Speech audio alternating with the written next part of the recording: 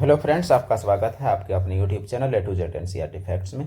तो railway NTPC previous year question bank series का GK का हमारा 40/40 का हमारा टारगेट है। उसका आज हमारा तीसरा वीडियो है। तो तीसरे वीडियो में चलिए हम लोग शुरू करते हैं। आज हमारा कौन सा सेट है वो देखने।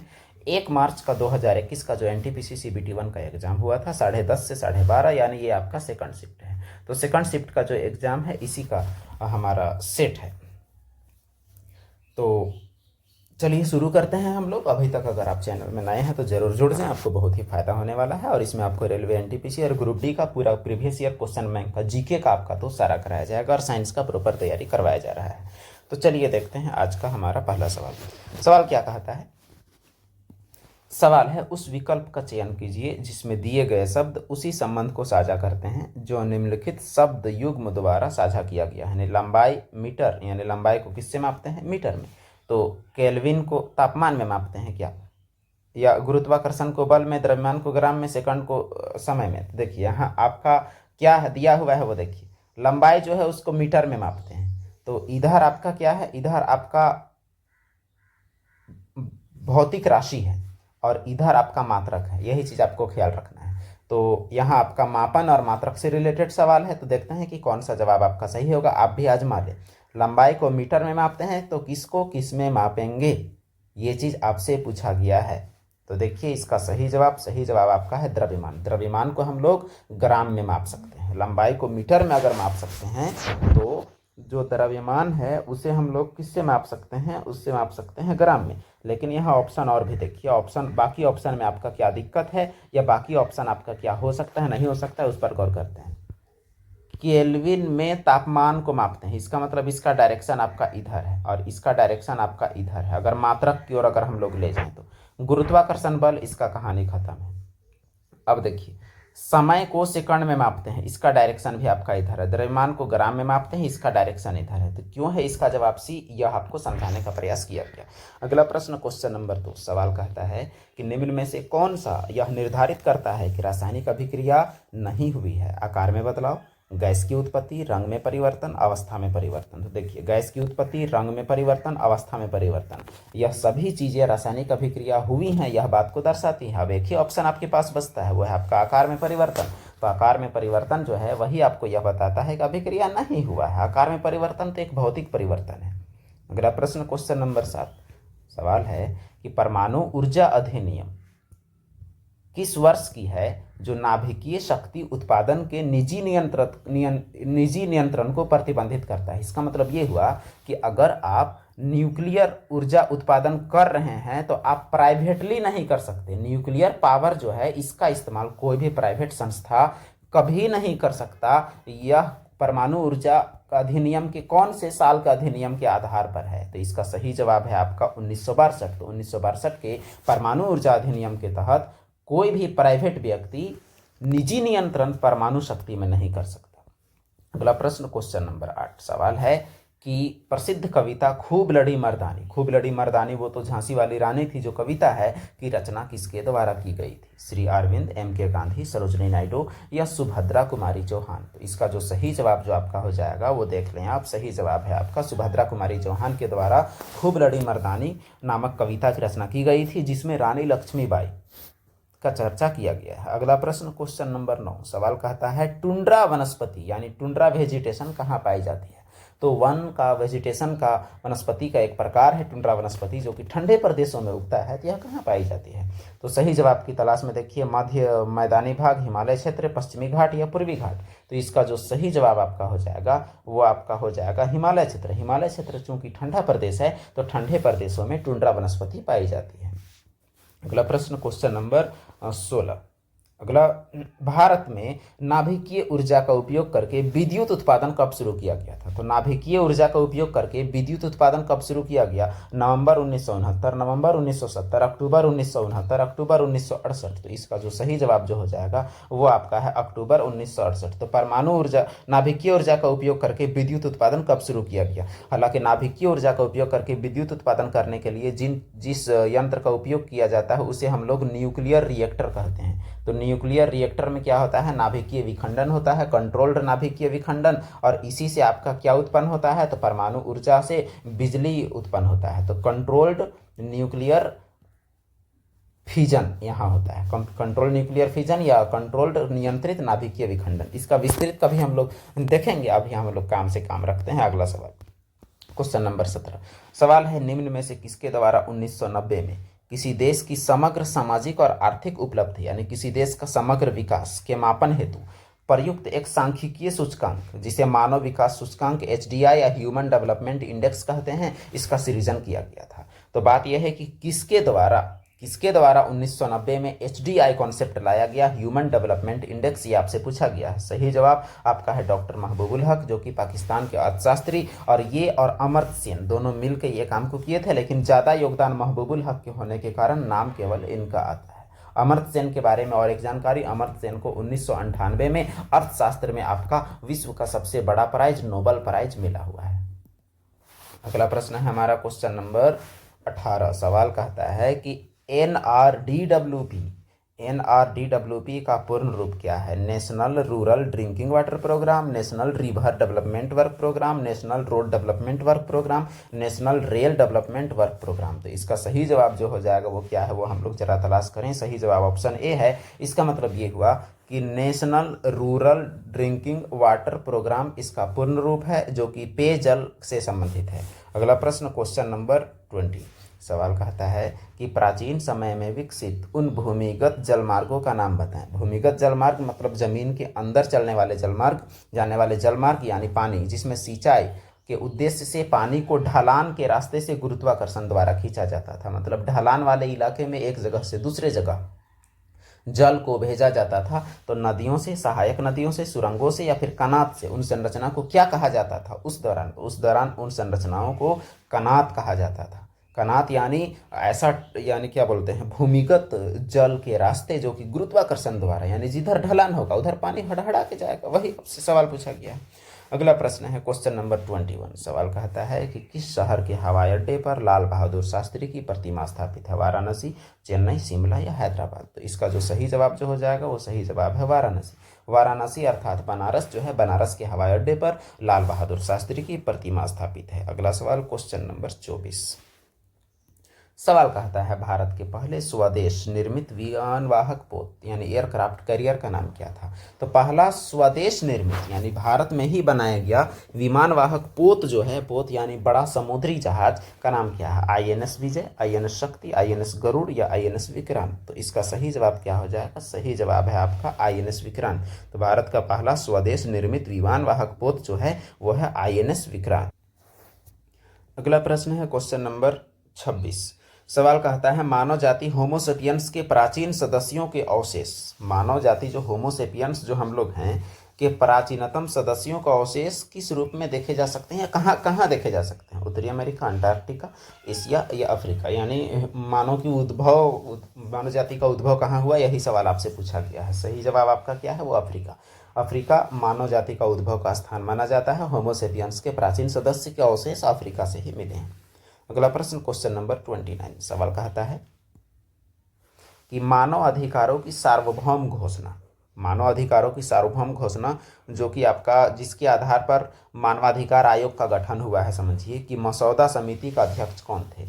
रेबेका अडामी, एंजेला जुराडक या एलेनोर रूजवेल्ट या हंसा मेहता? तो इसका जो सही जवाब हो जाएगा वो आपका क्या है, वो हम लोग तलाशे। वो सही जवाब है एलेनोर रूजवेल्ट, जो कि एक समय में अमेरिका के राष्ट्रपति हुआ करते थे। यही मानव अधिकारों की सार्वभौम घोषणा की मसौदा समिति के अध्यक्ष थे। अगला प्रश्न क्वेश्चन नंबर 32। सवाल है कि निम्न कारकों में से कौन सा जाति उद्भव, जब मौजूदा जातियों से नई जातियां विकसित होती है, इसे जाति उद्भव कहते हैं, तो जाति उद्भव में योगदान नहीं करता? यानी कौन सा जाति उद्भव में योगदान नहीं करता, यह पूछा गया है। अपसारी विकास, आनुवांशिक प्रवाह, भौगोलिक पार्थ या विभिन्नता? तो इसका सही जवाब की तलाश करते हैं। सही जवाब आपका है इसका अपसारी विकास। तो देखिए बाकी कैसे मदद करते हैं? आनुवांशिक प्रवाह, जेनेटिक ड्रिफ्टिंग, एक पीढ़ी से दूसरी पीढ़ी तक जाने में जो आनुवांशिक प्रवाह जो होता है, इसी से जाति उद्भव होता है, क्योंकि अलग अलग वातावरण में रहते हुए उनमें अलग अलग प्रतिरोधी क्षमता विकसित होती है। भौगोलिक आइसोलेशन, यानी अगर मान लिया जाए एक ही खानदान के यानी एक ही प्रकार के जीव के अगर अलग अलग सदस्य अलग अलग जगह में चल जाएं तो जियोग्राफिक लोकेशन के आधार पर उनका शारीरिक बनावट भी तय होता है। फिर विभिन्नता तो जेनेटिक वेरिएशन है, तो इन तीनों से उत्पन्न होता है। आप सारी विकास ऐसा कुछ कोई कॉन्सेप्ट नहीं है जिससे जाति उद्भव होता हो। अगला प्रश्न क्वेश्चन नंबर 33 सवाल कहता है कि कहाँ शुरू की गई राजस्व प्रणाली जिसे रैयतवाड़ी व्यवस्था कहा जाता है। तो बंगाल में आपका इस्तेमारी बंदोबस्ती शुरू की गई थी। यहाँ आपसे रैयतवाड़ी व्यवस्था के बारे में पूछा गया है, तो इसका सही जवाब आपका हो जाएगा बॉम्बे डेक्कन। तो बॉम्बे डेक्कन में रैयतवाड़ी व्यवस्था की शुरुआत की गई थी, और पंजाब तरफ आपका महालवाड़ी व्यवस्था की शुरुआत की गई थी, और बंगाल में इस्तेमारी बंदोबस्ती की शुरुआत की गई थी। अगला प्रश्न है क्वेश्चन नंबर 38 सवाल कहता है पुरातात्विक भाषा विज्ञानी ईस्ट इंडिया कंपनी का अधिकारी जेम्स प्रिंसेप ने किस वर्ष अशोक का राजादेश जो ब्राह्मी लिपि में लिखा गया था उसका एक्सप्लेनेशन किया। यानी अशोक का लिपि को कब पढ़ा, 1837, 1857, 1890, 1876।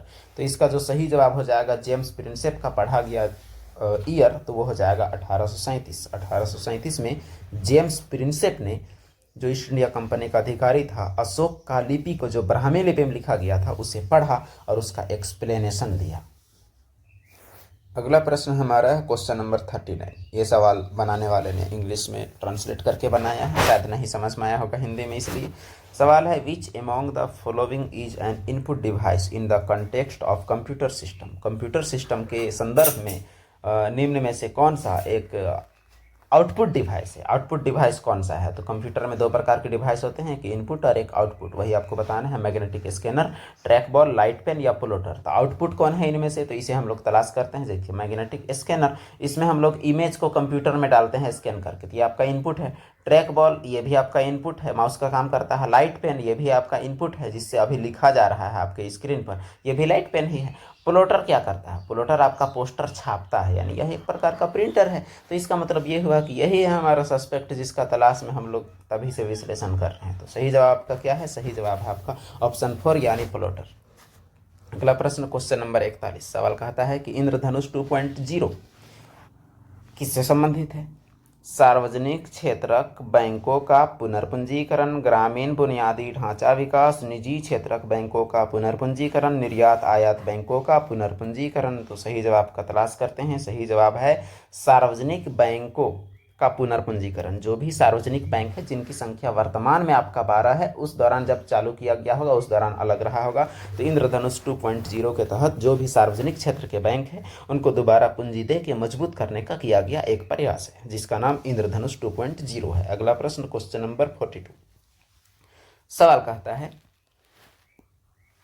पुस्तक तहकीक माल लिल हिंद, इसका तो असल में नाम है तहकीक हिंद, लेकिन यहाँ जो लिखा है चलिए उसी से आगे बढ़ते हैं। किसने लिखा है, मेगास्थनीज, अलमसूदी, इब्न बतूता, अल-बिरूनी। तो इसका सही जवाब क्या हो जाएगा वो हम लोग तलाश करें। तो सही जवाब जो इसका है वो आपका है आपका अल-बिरूनी। तो अल-बिरूनी के द्वारा लिखा गया किताब है तहकीक हिंद। मेगास्थनीज भाई साहब तो लिखे हैं आपका किताब इंडिका, और ये जो इब्न बतूता का लिखा गया किताब आपका क्या है, रहला। और अल-बिरूनी का लिखा हुआ किताब आपका क्या है, तो वो आपका तहकीक हिंद है। और तहकीक हिंद में 80 चैप्टर हैं, जो कि भारत के सभी आयामों पर चर्चा करने का प्रयास करता है यह किताब। अगला प्रश्न क्वेश्चन नंबर 44 सवाल कहता है कि निम्न में से कौन सा एक फाइल शेयरिंग एप्लीकेशन नहीं है। पुश बुलेट, सुपर बीम, सरफाई या एयरड्रॉयड। ये सवाल अपने आप में काफ़ी टफ है, तो इसका सही जवाब हम लोग तलाश करते हैं सरफ्लाई। तो इसका मतलब ये हुआ कि बाकी तीनों जो ऑप्शन वाले हैं ये तीनों फाइल शेयरिंग एप्लीकेशन है, जिससे हम लोग एक फाइल को दूसरे फाइल में शेयर कर सकते हैं। जैसे हम लोग यूज़ करते हैं फाइल शेयरिंग ऐप, वो क्या होता है, वो आपका जैसे होता है आपका शेयर इट, आपका होता है आपका नियर बाय शेयर। पहले जो यूज होता था अब यूज नहीं होता है ज़्यादा, वो आपका होता है मतलब सेंडर। तो ऐसा ही जो बाकी ये तीनों है ये भी आपका फाइल शेयरिंग ऐप है, और ये जो बंदा है ये फाइल शेयरिंग ऐप नहीं है, सरफ्लाई।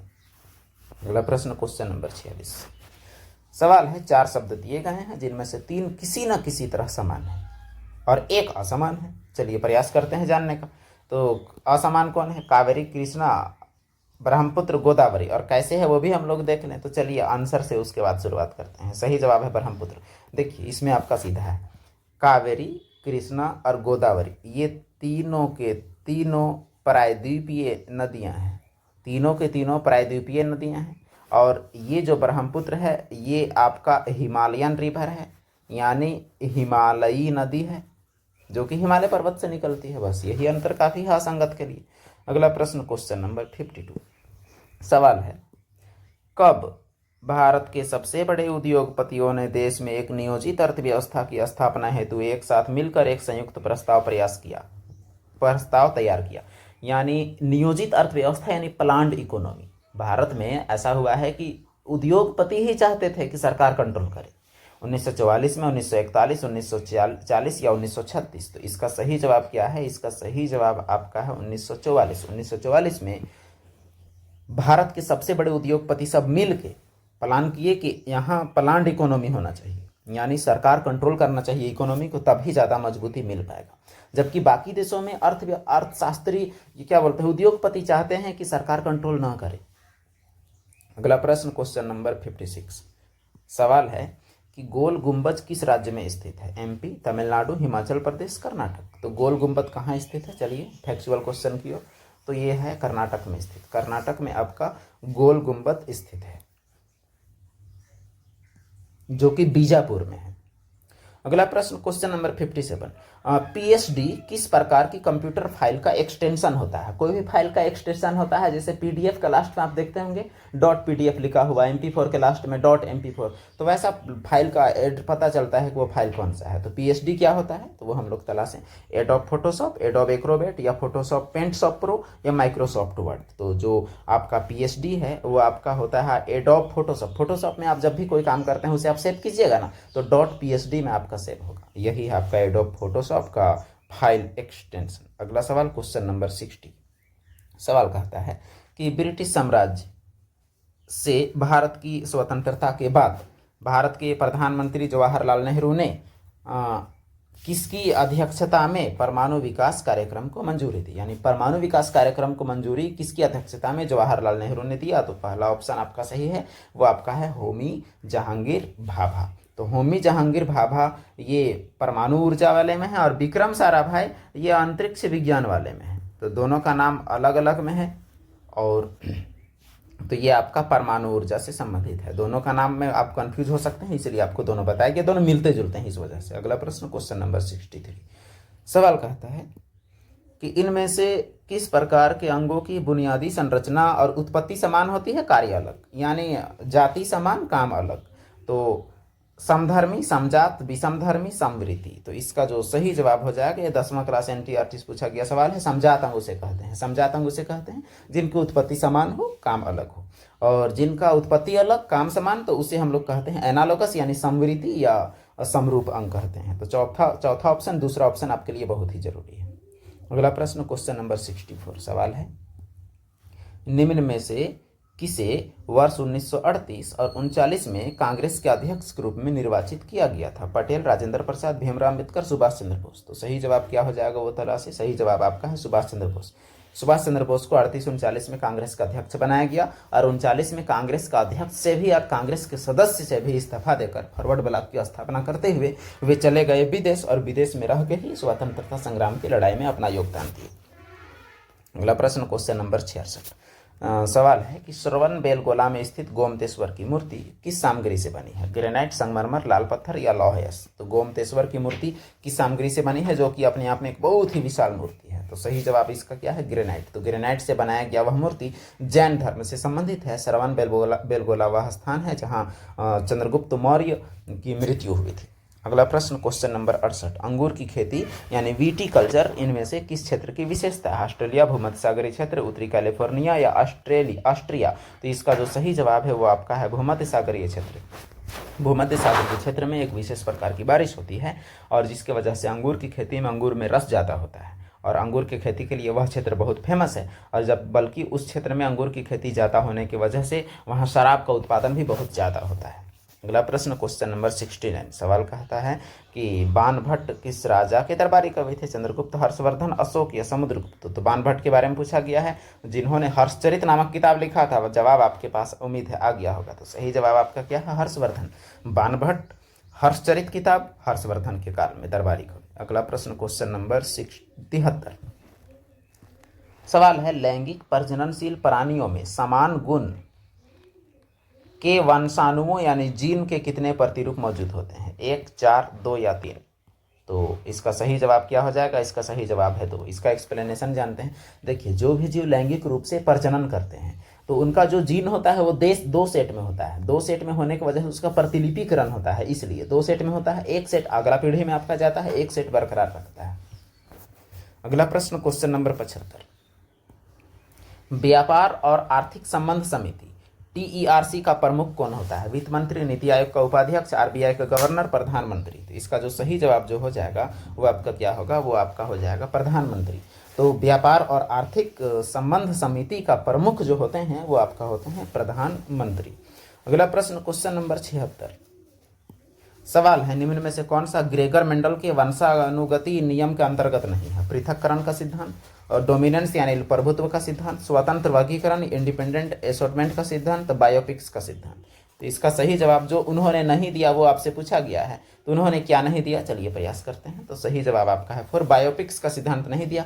बाकी ये तीनों के तीनों सिद्धांत उन्हीं का दिया हुआ है, पृथक्करण का सिद्धांत, प्रभुत्व का सिद्धांत, स्वतंत्र वर्गीकरण का सिद्धांत, ये तीनों दिया है जॉन ग्रेगर मेंडल के द्वारा। अगला प्रश्न क्वेश्चन नंबर 77 सवाल है, UN द्वारा किस दशक को अंतर्राष्ट्रीय पेयजल और स्वच्छता दशक के रूप में नामित किया गया था? 2000 से 10, 70 से 80, 81 से 90 या 90 से 2000? तो सही जवाब की तलाश में चलिए चलते हैं। सही जवाब आपका है 1981 से 90 को अंतर्राष्ट्रीय पेयजल और स्वच्छता दशक के रूप में नामित किया गया था। अगला प्रश्न है क्वेश्चन नंबर 82 सवाल है, 1985 का असम समझौता, असम एकॉर्ड ऑफ 1985 में नई दिल्ली में आसू यानी ऑल असम स्टूडेंट यूनियन और किसके बीच हुआ था? यानी कौन नेता के बीच स्थानांतरित ज्ञापन या समझौता है? तो चरण सिंह, इंदिरा गांधी, राजीव गांधी, वीवी गिरी। तो देखिए 1985 में हुआ था, तो 85 में कौन थे यही आपको दिमाग लगाना है, वो उसी आधार पर आपका आंसर बनेगा। तो सही जवाब आपका है राजीव गांधी। तो बात यह है कि चौधरी चरण सिंह आपका 1979 आसपास थे, इंदिरा गांधी तो 1984 में इनका हत्या हो गया, वी गिरी ये बाद की व्यक्ति हैं, मतलब उस समय के व्यक्ति नहीं है, और राजीव गांधी ठीक आपका 1985 से लेके 1990 तक के व्यक्ति हैं। बहुत सारे सवाल आपके कालक्रम से भी बन जाएंगे। अगला प्रश्न क्वेश्चन नंबर 83 जो कि आज का आखिरी प्रश्न है। सवाल है, स्वतंत्रता पूर्व भारत में किस आंदोलन ने कपास उत्पादन को प्रोत्साहित किया? खिलाफत आंदोलन, असहयोग आंदोलन, भारत छोड़ो आंदोलन, स्वदेशी आंदोलन? तो कपास का खेती को प्रोत्साहित करने वाला आंदोलन आपसे पूछा गया है, तो सही जवाब आपका हो जाएगा स्वदेशी आंदोलन। क्यों? स्वदेशी आंदोलन में क्या था कि कोई भी ज़्यादातर चीज़ें हम लोग भारत में ही उत्पादन करना चाहते थे, विशेष तौर से कपड़ा। और कपड़ा जो आपका बनता है वो किससे बनता है? कपड़ा बनता है प्राकृतिक रूप से कपास से। तो कपास का उत्पादन को बहुत जोर दिया गया, और कपास से ही तो आपका चरखा और कात ये सब आया। तो इसका मतलब ये हुआ कि इस कपास का उत्पादन को प्रोत्साहन देने के लिए कौन सा आंदोलन सबसे महत्वपूर्ण साबित हुआ?